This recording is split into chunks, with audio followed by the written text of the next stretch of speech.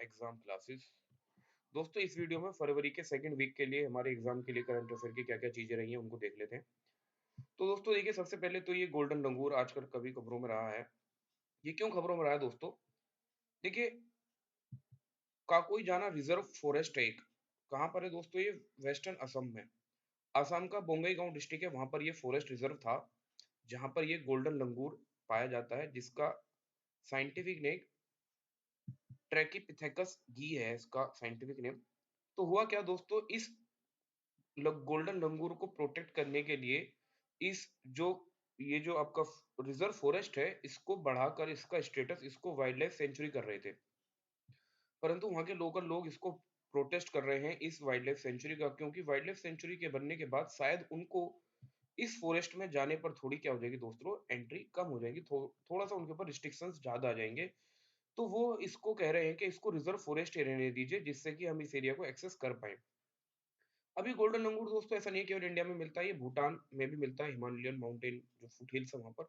IUCN में इसका status दोस्तों एंडेंजर्ड है, और वाइल्ड लाइफ प्रोटेक्शन एक्ट 1972 के अंदर ये शेड्यूल 1 में आता है, और साइट्स के अपेंडिक्स 1 में।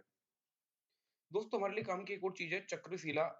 ये असम में एक ऐसी पहली वाइल्ड लाइफ सेंचुरी है जो गोल्डन लंगूर को प्रोटेक्ट करती है। तो गोल्डन लंगूर दोस्तों इस वजह से खबरों में रहा है। कौन सा रिजर्व फॉरेस्ट है दोस्तों? वो काकोई जोना काकोई जाना फॉरेस्ट रिजर्व को स्टेटस को इंप्रूव करके उसको वाइल्ड लाइफ सेंचुरी कर रहे थे, लेकिन वो लोकल लोग उसको प्रोटेस्ट करने लगे। ये दोस्तों इस गोल्डन लंगूर है, और इसकी खासियत है कि इसके जो कलर है, फर का जो कलर है दोस्तों, ये अकॉर्डिंग टू सीजन चेंज होता है। आइए देखते हैं दूसरी खबर क्या इंपॉर्टेंट रही है। देखिए, इंडिया में एक और नई फिश मिली है, मैरीन फिश मिली है। इस फिश का जो स्पीसीज का नाम है कैरेंगिन वेटा। ये वेटा स्पीसीज की एक फिश है, जिसका साइंटिफिक नेम क्या रखा है दोस्तों? स्कोम बैरोइडिस प्लेगिकस। स्कोम बैरोइडिस प्लेगिकस। ये एक नई स्पीसीज की कैटेगरी है जो दोस्तों इंडिया की मरीन डाइवर्सिटी में ऐड हो गई है। इसका दूसरा नाम दोस्तों पोला वट्टा भी कहा जाता है। नाम याद रखिएगा, पूछ सकता है आपसे स्कोम बैरोइडिस। ये क्या चीज है दोस्तों? एक ये काइंड ऑफ मेरीन फिश है जो इंडिया में अभी मिली है। इस फिश को देखेंगे तो आप कुछ ऐसी ये फिश है, ये क्वीन फिश की कैटेगरी की फिफ्थ फिश है दोस्तों। तो ये इंडिया में मिल गई है। दोस्तों रेलवे प्रोटेक्शन फोर्स आप जानते हैं, जिसका काम है रेलवे की जो प्रोटेक्ट करना, रेलवे को, रेलवे की संपत्ति की रक्षा करता है ये। दोस्तों इन्होंने भी एक ऑपरेशन चलाया है, ऑपरेशन डबल एच आहत। और इसका उद्देश्य केवल ये है, इसका पर्पस केवल ये था कि हम कैसे ह्यूमन ट्रैफिकिंग को रोक पाए, ज्यादा से ज्यादा ह्यूमन ट्रैफिकिंग को रोका जाए, और कैसे जो विक्टिम्स हैं उनको कैसे बचाया जाए। और स्पेशली आप जानते हैं ह्यूमन ट्रैफिकिंग दोस्तों किन की होती है? बच्चों की और महिलाओं की होती है। तो उसको कैसे रोका जाए और कैसे कैसे ह्यूमन ट्रैफिकर्स को पकड़ा जाए, इसका ऑपरेशन है आरपीएफ, रेलवे प्रोटेक्शन फोर्स का। एक और दोस्तों क्या है, देखिए जम्मू एंड कश्मीर दोस्तों ऐसी पहली यूटी बन गया है, ऐसा पहला यूनियन टेरिटरी बन गया है जिसने अपने यहाँ पर दोस्तों सिंगल विंडो सिस्टम जारी कर दिया। सिंगल विंडो सिस्टम मतलब कि आपको किसी भी तरह का कोई भी क्लियरेंस चाहिए अपने बिजनेस को स्टेब्लिश करने के लिए, किसी भी तरह का कोई भी परमिट चाहिए दोस्तों, अब आप केवल एक जगह से ही आपको सारे परमिट मिल जाएंगे। जिससे होगा क्या, ईज ऑफ डूइंग बिजनेस, वहां पर ज्यादा अच्छे से बिजनेस करना आसान रहेगा। तो दोस्तों ये जो सिंगल विंडो सिस्टम है, इसका purpose ease of doing business. और ये 2020 के बजट में भी अनाउंस किया गया था कि हम ज्यादा से ज्यादा क्या करेंगे, सिंगल विंडो क्लियरेंस सिस्टम बनाएंगे, जिससे ज्यादा से ज्यादा दोस्तों इजीली बिजनेस को स्टार्ट किया जा सकता है, ज्यादा परमिशन लेने में लोगों को प्रॉब्लम ना आए। और ये चला कौन रहा है दोस्तों single window system? DPIT, department of promotion of industry and internal trade. इसका ये उद्देश्य है ज्यादा से ज्यादा ट्रेड, ज्यादा से ज्यादा बिजनेस को इजीली स्टार्ट किया जा सके, उसके लिए दोस्तों क्या है, सिंगल विंडो क्लियरेंस सिस्टम है। कहाँ यूटी कौन सी बनी है पहली दोस्तों? जम्मू एंड कश्मीर। देखिए आजकल दो बीमारी बड़ी खबरों में रही हैं। हमारे यूनियन जो हेल्थ मिनिस्टर हैं, उन्होंने राज्यसभा में दो डिजीज के बारे में, एक फेयरबैंक डिजीज और दूसरा दोस्तों एक्रोमेगैली, और उन्होंने ये कहा है कि इसके स्टेटस के बारे में बताया है, इन पे कितने केसेस हैं इसके बारे में बताया है। देखिए दोस्तों होता क्या है, फेयरबैंक डिजीज क्या होता है? इसमें जो हाथों की हड्डियां होती हैं, जो हाथों की पैरों की जो हड्डियां होती है, जो कार्टिलेज होता है, वो थोड़ी सी डिफॉर्म हो जाती है, टेढ़ी मेढ़ी हो जाती है। जैसे मैं आपको दिखाता हूँ, देखिए ये रहे, ये वो इंसान के हाथ हैं जिसको दोस्तों ये बीमारी है फेयरबैंक डिजीज। इसमें क्या हो गया दोस्तों, इनके हाथों के आप देख सकते हैं कि हड्डियाँ क्या हो गई, थोड़ी डिफ़ॉर्म हो गई, थोड़ी टेढ़ी हो गई हैं। फेयरबैंक डिज़ीज़ इसको कहते हैं। तो ये देख सकते हैं दोस्तों, हाथों की और पैरों की हड्डियों को ये इफ़ेक्ट करता है और ये बहुत ही रेयर डिज़ीज़ है। जेनेटिक डिज़ीज़ है दोस्तों, यानी एक आनुवांशिक बीमारी है, जेनेटिक डिसऑर्डर है और बहुत ही ज़्यादा दोस्तों क्या है, ये रेयर है, मतलब लगभग 10,000 में से 1 केस ही ऐसा मिलता है। वहीं दूसरी खबर जो है दोस्तों, एक्रोमेगाली जो डिज़ीज़ है, ये किस चीज़ के लिए दोस्तों, ये भी एक हार्मोन डिज़ीज़ है, हार्मोनल डिसऑर्डर होता है। इसमें होता क्या है दोस्तों, जो पिट्यूटरी ग्लैंड है, वो बहुत ज़्यादा ग्रोथ हार्मोन रिलीज़ करना शुरू कर देती है, जिसकी वजह से जो इंसान होता है, उसकी हाइट बहुत ज़्यादा हो जाती है। गाइगेंटिज़्म उसको कहते हैं। तो दोस्तों ये क्या बीमारी है दोस्तों, ये है एक्रोमेगाली। तो ये दोनों ही कैसी बीमारी है दोस्तों, ये रेयर डिज़ीज़ है। आगे बढ़ते हैं तीसरी खबर। आप सभी जानते हैं कि insolvency and bankruptcy board of India IBII, उसके नए जो चेयरपर्सन बने दोस्तों, रवि मित्तल बन गए, जो बिहार आईएएस कैडर थे। ये इंसॉल्वेंसी एंड बैंक्रप्सी कोड 2016 में आया था, इसके अंडर ही ये insolvency and bankruptcy board of India बना है, जिसका काम ज्यादा से ज्यादा इंसॉल्वेंसी, ज्यादा से ज्यादा लोगों से जो रिकवरी है हो सके, बैंकिंग सेक्टर को बूस्ट मिल सके, इसका काम दोस्तों यही है। और ज्यादा से ज्यादा इजीली एनपीए जो नॉन परफॉर्मिंग एसेट्स है, उनको ज्यादा से ज्यादा कैसे छुटकारा दिलाया जा सके, इंसॉल्वेंसी एंड बैंक्रप्सी कोड 2016। देखिए अभी एक हाई लेवल मीटिंग हुई है, 11th one ocean one summit, जिसको प्राइम मिनिस्टर मोदी जी ने भी ऑनलाइन एड्रेस किया। ये कहाँ हुआ है दोस्तों, ये फ्रांस में हुआ है। तो इसको 9 से 11 फरवरी तक चला और फ्रांस के शहर ब्रेस्ट में ही हुआ है। और इसको ऑर्गेनाइज किसने किया है दोस्तों, यूनाइटेड नेशन और द वर्ल्ड बैंक ने इसको ऑर्गेनाइज किया है। इसका उद्देश्य यही है कि ओशन को कैसे कंजर्व किया जाए, जैसे प्रोटेक्ट किया जाए, ओशन को जो क्लाइमेट चेंज है उसका क्या इम्पैक्ट पड़ रहा है दोस्तों, उसी के लिए काम कर रहा है। और ये जो 2021 से 2030 की जो डिकेड है दोस्तों, इसको क्या कहा गया है, science for sustainable development, ocean science for sustainable development, याद रखिएगा। ये कहाँ हुई है दोस्तों, फ्रांस में हुई है। जवाहरलाल नेहरू यूनिवर्सिटी को अपनी पहली फीमेल जो वाइस चांसलर दोस्तों वो मिल गई है, शांति श्री धूलापति पंडित, जो कि फर्स्ट फीमेल वाइस चांसलर है जेएनयू की। इससे पहले जो वीसी थे जवाहरलाल नेहरू यूनिवर्सिटी के, एम जगदीश कुमार, वो यूजीसी के चेयरमैन बन गए थे, तो ये पोस्ट खाली थी, तो इनको बना दिया गया है। एक अटल टनल आप सभी जानते हैं दोस्तों, जो मनाली को लाहौल स्पीति वैली, जो कि हिमाचल में, उसको जोड़ती है। इसको एक नया वर्ल्ड रिकॉर्ड बन गया है दोस्तों, 10,000 फीट से ऊंचाई पर, 10,000 फीट की ऊंचाई से ज्यादा की ऊंचाई पर दोस्तों, ये सबसे लंबी टनल है, अटल टनल, जिसकी लेंथ 9.02 किलोमीटर है। और आप जानते हैं रोहतांग पास के पास होती है और मनाली लेह को जोड़ते हुए मनाली से लाहौल स्पीति को ये जोड़ती है। एक बजट में एक अनाउंसमेंट किया गया दोस्तों, पर्वतमाला प्रोजेक्ट।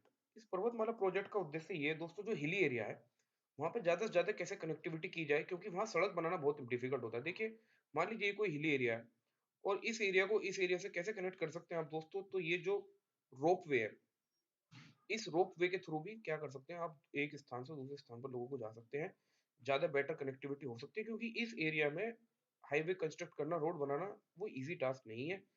तो इसी को कहा है दोस्तों क्या, पर्वतमाला। जैसे भारतमाला है, जैसे सड़कों के लिए भारतमाला प्रोजेक्ट है, ऐसे ही पर्वतमाला है।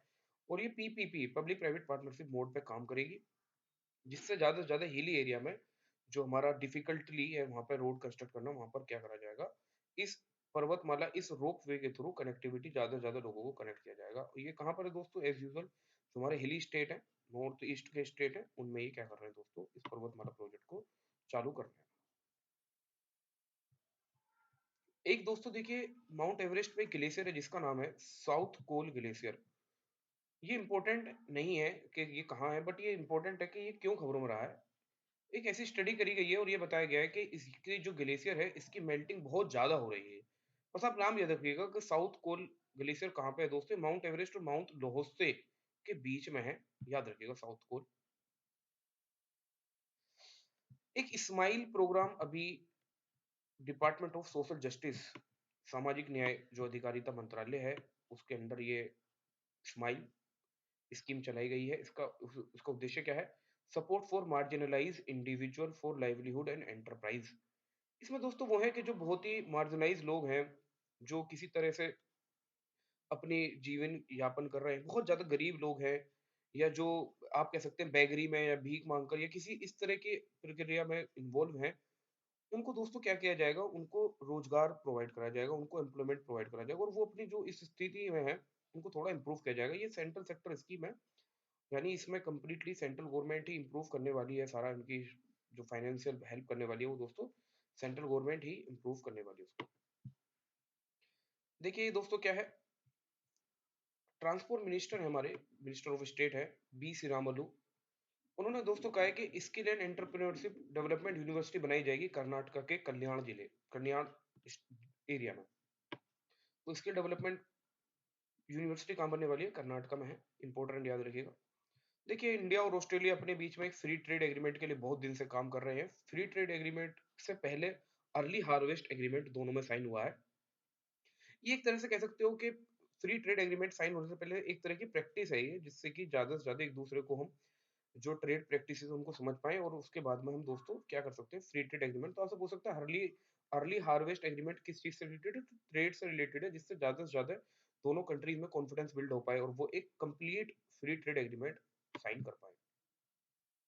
एयरपोर्ट अथॉरिटी ऑफ इंडिया ने दोस्तों अपने 7 ऐसे एयरपोर्ट हैं जिनको वॉइस ऑफ कस्टमर रिकॉग्निशन का स्टेटस मिल गया है और ये जो वॉइस ऑफ कस्टमर रिकॉग्निशन है, ये world voice of customer initiative है। एयरपोर्ट काउंसिल ऑफ इंटरनेशनल है। इसका ये इनिशिएटिव है और इसमें इंडिया के 7 एयरपोर्ट कौन-कौन से हैं दोस्तों? चेन्नई, गोवा, कलकत्ता, पटना, पुणे, चंडीगढ़, भुवनेश्वर। इनको दोस्तों क्या मिल गया है? वॉइस ऑफ कस्टमर रिकॉग्निशन मिल चुका है इनको। नासा के 2 स जो स्पेस मिशन है वो खबरों में है। एक तो muse multi slit solar explorer solar की स्टडी करेगा और हेलियोस स्वार्म ये भी क्या करेगा दोस्तों हमारी जो सन को लेकर अंडरस्टैंडिंग है उसको इम्प्रूव करेगा। और ये दोस्तों क्या है दोनों नासा के ही मिशन है याद रखिएगा म्यूज़ एंड हेलियो स्वार्म और इनके बारे में बाद में जब कुछ आ जाएगी स्टडिंग फिर देखते हैं। देखिए काजीरंगा नेशनल पार्क फिर से खबरों में रहा दोस्तों लेकिन इस बार थोड़ा नेगेटिव चीज़ को लेके खबरों में रहा। नेगेटिव चीज़ ये है कि तेजपुर यूनिवर्सिटी ने स्टडी करके बताई है कि जो काजीरंगा नेशनल पार्क है, वो उतना ज़्यादा कार्बन एब्ज़ॉर्ब नहीं करता जितना वो एमिट करता है। तो ये ज़्यादा थोड़ी-सी नेगेटिव खबर रही है एनवायरनमेंट के पर्सपेक्टिव से। देखते हैं दोस्तों एक और खबर क्या रही है।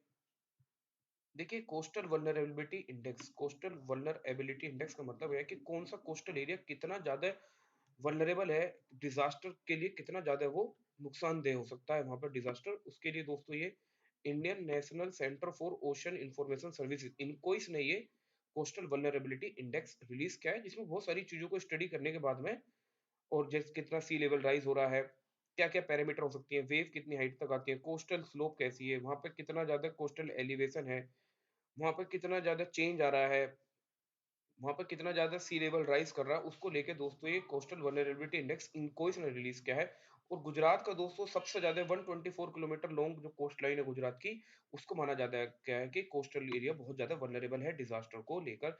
याद रखिएगा, गुजरात वैसे भी दोस्तों सबसे ज़्यादा लंबी कोस्ट लाइन हमारे इंडिया की स्टेट की है, तो ये खबर आप याद रखिएगा।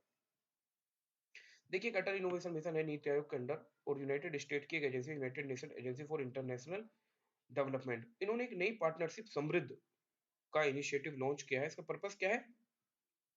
Innovation and entrepreneurship will enhance samriddhi. मतलब इसका उद्देश्य यही है कि कितनी ज़्यादा से ज़्यादा आप इनोवेशन या एंटरप्रेन्योरशिप में कितनी ज़्यादा से ज़्यादा नई इनोवेशन लेके आ सकते हैं और जो इनोवेशन के थ्रू आप कितना ज़्यादा हेल्थ केयर को इम्प्रूव कर पाएँगे, जो हमारे छोटे शहर होते हैं टियर 2, टियर 3 और रूरल एरिया में।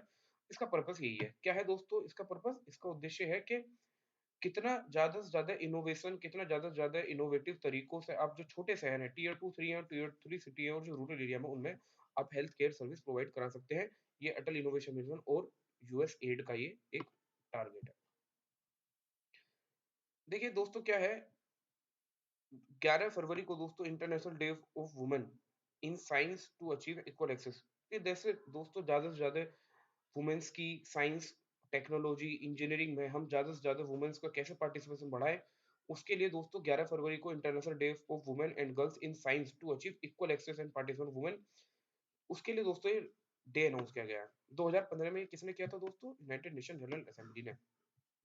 अब इसी को ध्यान में रखते हुए अटल innovation mission again NITI Aayog का ही पार्ट है और यूनाइटेड नेशन डेवलपमेंट प्रोग्राम इन दोनों ने मिलकर दोस्तों community innovator fellowship community innovator fellowship जानते हैं, जैसे हमारी कम्युनिटी में ज़्यादा से ज़्यादा इनोवेशन कैसे हो और उनको फेलोशिप भी प्रोवाइड की जाएगी, उनको फाइनेंशियल असिस्टेंस भी प्रोवाइड किया जाएगा, जिससे ज़्यादा से ज़्यादा वो अपनी इनोवेटिव चीज़ें में पार्टिसिपेट कर सकें और ज़्यादा से ज़्यादा इनोवेशन से लोगों को बेनिफिट मिल पाए।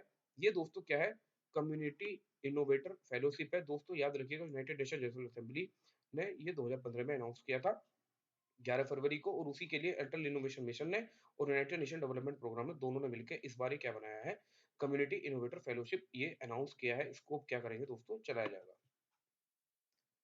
आगे एक और देखते हैं, ईरान आजकल खबरों में रहा, ईरान ने एक नई मिसाइल टेस्ट करी जिसका नाम है खैबर बस्तर, और ये ऐसा मानते हैं कि इसकी रेंज केवल 1450 किलोमीटर की रेंज है और ये इजराइल तक रीच कर सकता है दोस्तों। और ये जो नाम है खैबर बस्तर, ये इसलिए रखा है ईरान ने, कैसा माना जाता है कि खैबर बस्तर क्या था दोस्तों, इजराइल का एक, या ज्यूज का एक, ये क्या था, एक ये ठिकाना था ज्यूज लोगों का, एक किला था जिसको जो मुस्लिम वॉरियर्स थे in the early age of Islam, उन्होंने उसको क्या कर दिया था दोस्तों, इस पर अटैक कर लिया था, इसको कब्जे में कर लिया था, तो इसी के नाम पे इन्होंने ये खैबर बस्तर अपने क्या रखा है, मिसाइल का नाम रखा है।